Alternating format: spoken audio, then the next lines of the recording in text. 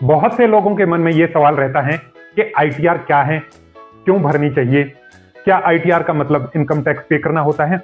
बिल्कुल नहीं। आईटीआर का मतलब इनकम टैक्स पे करना नहीं है। आईटीआर का मतलब है कि आप सरकार को यह बताते हैं कि आप साल का कितना कमाते हैं, भले ही आप किसान हो, नौकरी पेशा हो या बिजनेसमैन हो। जरूरी नहीं है कि आप इनकम टैक्स के दायरे में आए ही। जो लोग 12 लाख से साल का 12 लाख से कम कमाते हैं वो इनकम टैक्स पे के दायरे में नहीं आते हैं। और अगर आप भी 12 लाख से कम कमाते हैं तो आप आईटीआर भर सकते हैं। आईटीआर भरने के बहुत सारे फायदे हैं। आईटीआर आपका इनकम का सबसे बड़ा प्रूफ होता है। अगर आपको लोन लेना है तो लोन लेने में भी सबसे पहले आईटीआर मांगी जाती है।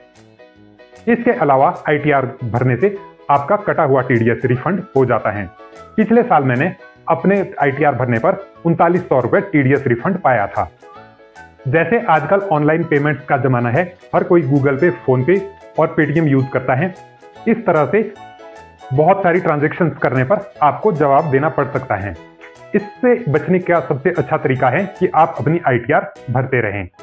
मेरे एक मित्र ने एक साल में 1 करोड़ के करीब ट्रांजैक्शंस कर डाली। उन्होंने अपनी आईटीआर भी नहीं भर रखी थी। इसके चलते उनके घर इनकम टैक्स वाले आ धमके और उन्हें जवाब देना मुश्किल हो गया।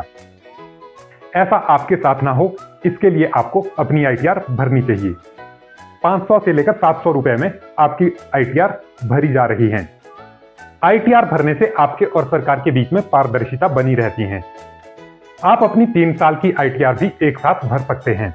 आईटीआर भरने के लिए आपके पास जो जरूरी दस्तावेज होने चाहिए उनमें पैन कार्ड, आधार से लिंक मोबाइल नंबर और आपका बैंक अकाउंट नंबर होना चाहिए।